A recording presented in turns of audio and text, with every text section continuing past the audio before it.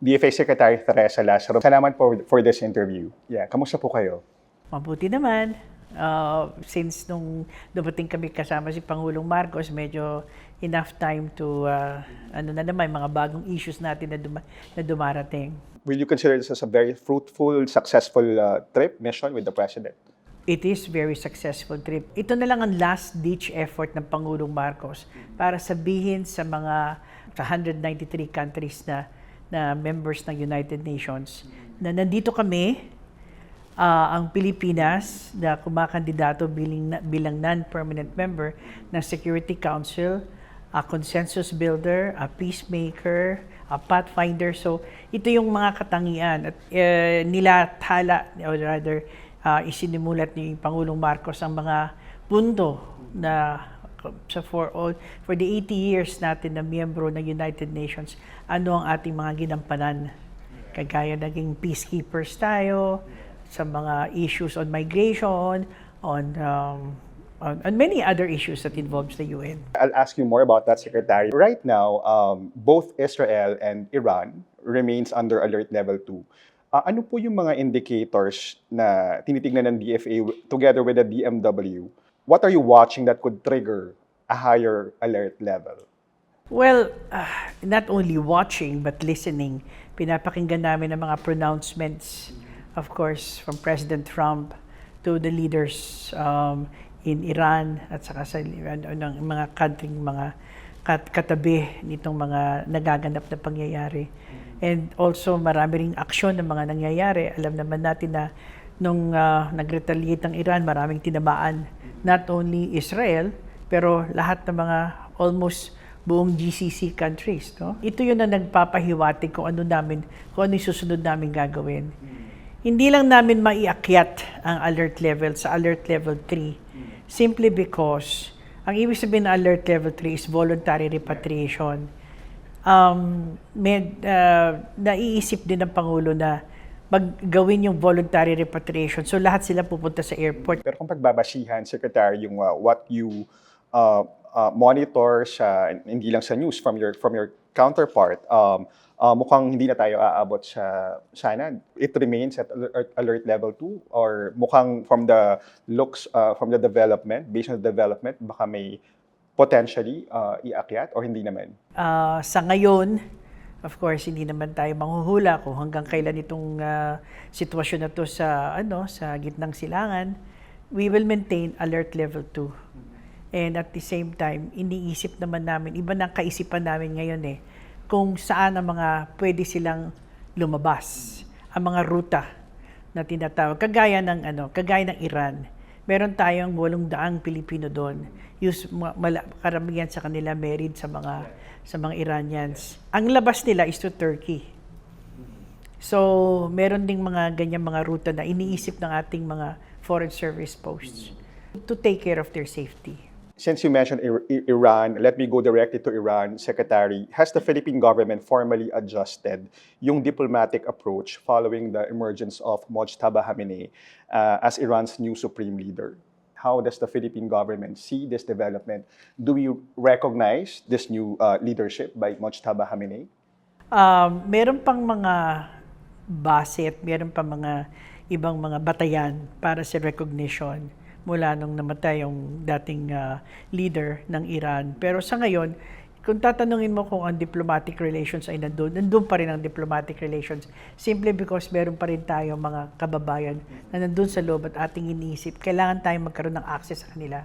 So ang embassy, ang embahada ng Pilipinas ay nandun pa rin sa Kapitolyo, sa Tehran, taking care of our people. Yeah, they remain there, no, and still helping, assisting our nationals. But yung mismong pagluklok kay the younger Khamenei, wala pa kaming binibigay na outright recognition,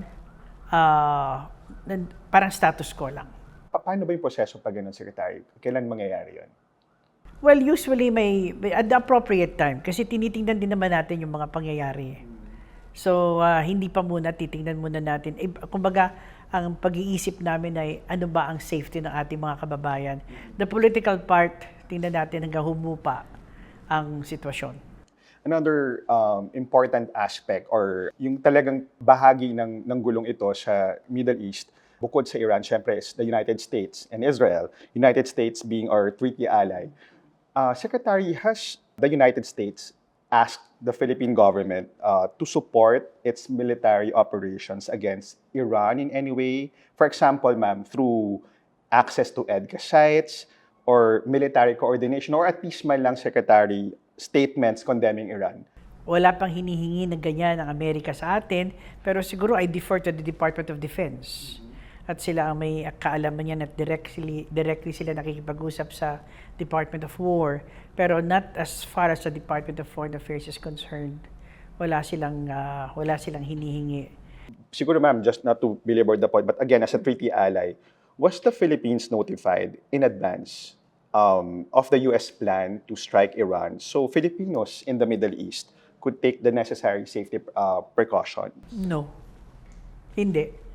Kasi nung nangyari yung action na yan, alam ko na nagkakaroon pa ng usapan between Iran and the US sa Oman. So, may nangyari na lang. So, wala. Hindi natin alam. Hindi naman yun nakikita ng Philippine government as dapat in-inform tayo.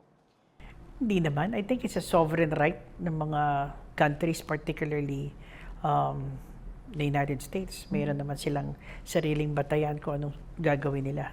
Isa sa mga hindi madalas ma-mention, Secretary, siyempre yung land-based, sea-based na ma-mention, pero marami rin may mga Filipino workers din sa mga US bases, Secretary, di ba? Can you provide an update on Filipino workers in US bases in the Middle East? Is there an agreed protocol in place with the United States to ensure their protection? Ang pagkakaintindi ko lang ay merong US Air Base sa Qatar. Pero I don't think meron tayong mga kababayan Pilipino doon. Kung meron man siguro on a working level.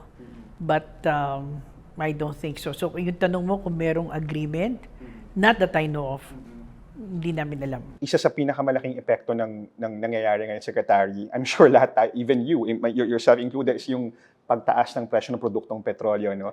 I heard that ASEAN is in-expedite yung arrangement for an energy sharing mechanism. Can you tell us more about that briefly, Secretary? How will that exactly support yung oil and gas demands ng mga members states? Well, first things first, nagkaroon kami ng emergency meeting ng ASEAN Foreign Ministers nung Friday, nung Biyernes. At napagkasunduan namin na meron mga mekanismo na talaga na nakalagay within ASEAN at kung kailan natin ba implement. One of them is the exact title, actually ang in charge is ASEAN Energy Ministers. Pinirmahan nila to, I think, nung December last year, 2025. Pero may mekanismo na whereby pag bumaba ng 10% yung stockpile ng isang bayan sa ASEAN, any ASEAN member state, then magti-trigger yung emergency measures. Actually, ginagawa naman to ng ating Department of Energy. So, sa mga detalye, pakitanong nyo si Secretary Garin, she'll be in the best position to explain. Siyempre kasama kayo sa mga pag-uusap dyan. Pero the details, the nitty-gritty sa DOE, paano makikinabang yung, mas may edge ba tayo dahil tayo yung ASEAN chair? Wala naman. Wala naman, pare-pareho lang yan. At saka at the same time, I'm in close contact with, bilaterally, I'm in close contact with Department of Energy, Secretary Garin. Nagbibigay kami ngayon, may ginagawa kaming listahan kung sino yung mga bayan na pwede nating hingan ng tulong para sa dagdagan itong ating emergency measures or stocks sa ating petrolyo na pangangailangan. Ganun ka-specific yung approach na gagawin? Yes, meron tayong countries na ina-identify. And ang mga ambassadors natin are tasked to get more information. Yes. And syempre may mga kapitbahay tayong bansa na talagang mataas ang oil. Yeah, they're all producing countries, di ba? Right, yes. Secretary, may just briefly shift something closer to home. Let me ask about the West Philippine Sea and ASEAN. Bilang ASEAN chair, gaano ka-confident ang Pilipinas, Secretary, na yung negotiations on the South China Sea Code of Conduct can make substantial progress talaga this 2026? Ang sagot ko palagi dyan is that I am an optimist, but I'm also a pragmatist. Inaasahan namin na lahat ng mga energy ng Department of Foreign Affairs ay para makonclude at para matapos with the negotiations dito sa Code of Conduct on the South China Sea. However, hindi naman, ilang taon na ba itong ninenegotiate? Siguro 17, 18, ilang dekada na rin ang Mahigit isang ginagawa. dekada. So in other words, marami na rin ininvest, hindi lang ang Pilipinas, hindi lang ang China, but the other ASEAN member states. So medyo may mga pinupunto na lang na mga ilang issues na hopefully magkaroon ng pagkakaintindihan. We are really hopeful and we're doing our best na makita natin na magkaroon tayo ng Code of Conduct. This Code of Conduct in the South China Sea, hindi lang para sa ASEAN to, para sa buong mundo. Tingnan mo nangyayari sa Strait of Hormuz. Pag na hinto or na nagkaroon ng blockade ang itong mga navigational lanes na to, ang laki ng epekto sa global trade. The Chinese ambassador in Manila has on several occasions, and I heard him say this, no, he mentioned a so-called roadmap supposedly agreed upon by the Philippines and China to manage our differences and amid tensions sa WPS.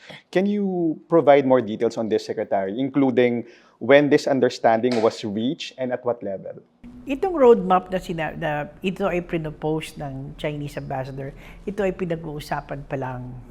So, it's in the process of discussion. So, at kung meron man talagang napag-usapan na pinal, of course, this is subject to certain diplomatic nuances. Pero as of now, hindi ko masasabi ko na hindi pa to continuous pa rin ang pag-uusap tungkol dito sa roadmap na to.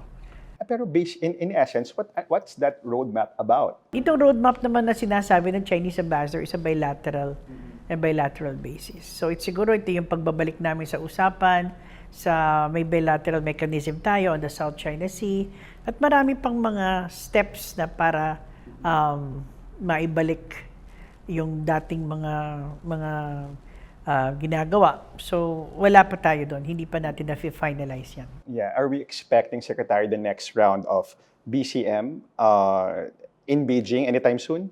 Hopefully. Next month?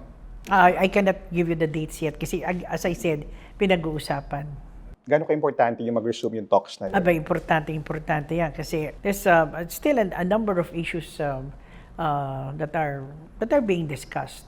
And of course, many other endeavors of cooperation, kagaya ng Coast Guard to Coast Guard. Isa yan sa mga pinopropose na noon pa. Kaya nga kailangan matuloy yung pag-uusap para ma-finalize na yung Philippine Coast Guard and Chinese Coast Guard cooperation. Meron din diyang mga proposal concerning cooperation on meteorological aspects. These are cooperation endeavors na para mag-usap, magkaroon ng objectives, the same objective by working together. But Secretary, with respect, given China's yung hardline stance nila and its previous actions na nakita naman lahat sa Philippine vessels, including personnel, what gives the Philippines yung confidence na that Beijing will really honor any commitments under that agreement? Tungkol doon sa bilateral, the proposals are also coming. It's a two-way street. So, pinopropose, sasagutin namin, nagpo-propose kami. It's renegotiations. So, hardline stand on certain matters, kunyari, particularly the West Philippine Sea, ito na yung mga issues na talagang hindi naman kagad ito mabibigyan ng solusyon. May take a generation. Ang sinasabi lang natin ay kailangan natin i-manage. And that's what this is what we're here. Yeah, but the Coast Guard to Coast Guard, could it realistically help lower tensions in the South It could China Sea? be.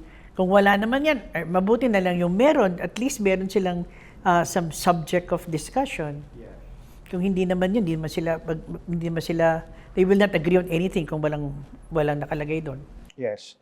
I'm sure you've seen the news about a 1990 letter allegedly written by a Filipino diplomat, and that's apparently saying na kino-concede yung sovereignty natin over Scarborough. What can you share about this letter? Well, it's just that I will totally reject that. Sino naman yung diplomat na yan to say that it's issues such as this, umaakit yan hanggang sa taas, hanggang sa Pangulo yan. So a diplomat cannot just make a statement like that. And just to reiterate, para lang sa kaalaman ng nanonood, ang Scarborough Shoal ay atin. It's part of territory. Yes, it's part of our territory. Exactly. And we have our sovereign rights over there. Yun naman nailagay na yan sa sa arbitral na nasabi niya sa Arbitral Award of 2016. At paulit-ulit naman nating sinasabi ang mga issues tungkol diyan. Beyond crisis diplomacy, let me ask you about yung nabanggit nyo kanina, yung inyong recent trip with the president sa UN. Na as of June 3, 2026 na yung palapit na, no? Ano yung strongest pitch ng Philippines for a seat on the UN Security Council for 2027 and 2028? Siguro ang strongest speech natin is the 80 years of excellent relationship with the United Nations. Ang pinakaunang binanggit ng Pangulo ay peacekeeping forces. Ewan ko na kung ilang bayan ang napuntahan natin to maintain the peacekeeping situation. At ang kagandahan pa nga, ang mga peacekeepers ngayon ay puro babae. Pilipina. Yes. Second is sa migration. On migration issues, palagay ko, we've been, as they say, probably the best practices nang galing sa atin pagdating sa mga migration matters. Of course, our women issues, children issues. I mean, all of this we've been working with the United Nations in full force. Right. Why should UN member state vote for the Philippines for the Security Council seat in June? Simply because we have been in the Security Council before. Pangalawa, marami na tayong nagawa in the sense na, let's talk about peacekeeping, peace building. Yeah. We have to be proud of what we did in BARM.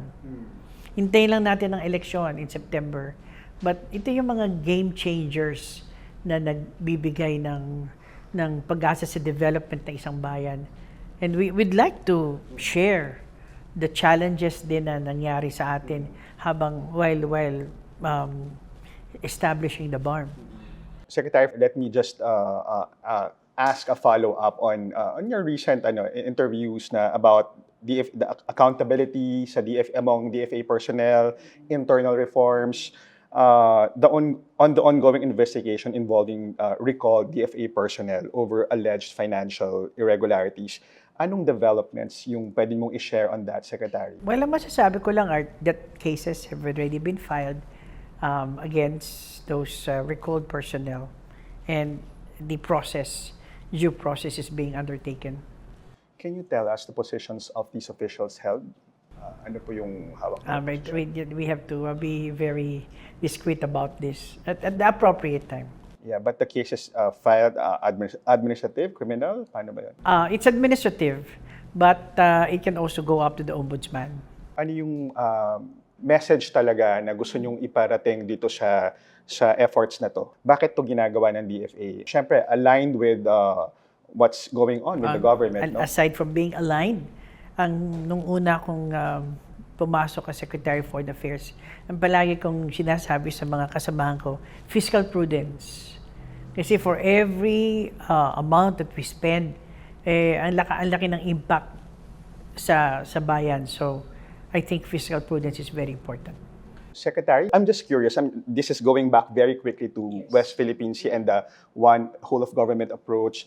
How's the harmony between the DFA and the Philippine Coast Guard, considering yung ongoing pa rin yung sagutan sa social media? We have to separate these, if you're talking about the Philippine Coast Guard, we're talking about Admiral Gavan, headed by Admiral Gavan. So as far as Department of Foreign Affairs headed by me and the Philippine Coast Guard headed by Admiral Gavan, we have an excellent relationship. What about the Task Force on West Philippine Sea? That's another story. But I can only limit myself to the Philippine Coast Guard. Yes. What is your message to the Filipino people? Ngayon, maraming kamag-anak na OFW, nasa Middle East, kinakabahan, maraming Filipinos na nakasalalay sa mga impormasyon na gagaling sa mga embassies natin, and at the same time, of course, with the DMW. Pero sa bahagi ninyo, Secretary, anong gusto nyong i-assure sa kanila? Meron ba tayong matibay na contingency plan? Ang masasabi ko lang na ang Pangulong Marcos ang unang-unang nag-iisip sa safety ng mga kababayan natin. Going down, cascading below, it's the Department of Foreign Affairs, Department of Migrant Workers, at ang mga foreign service posts natin, ang mga embassies. Lahat yan may contingency plans na after 6 months, i-review na naman nila yan. Kasi depende sa sitwasyon. Secretary Lazaro, thank you very much. Thank All you the very best wishes, ma'am. Thank you. Thank you. Nice to see you again, Okay, ma'am. Opo. all right.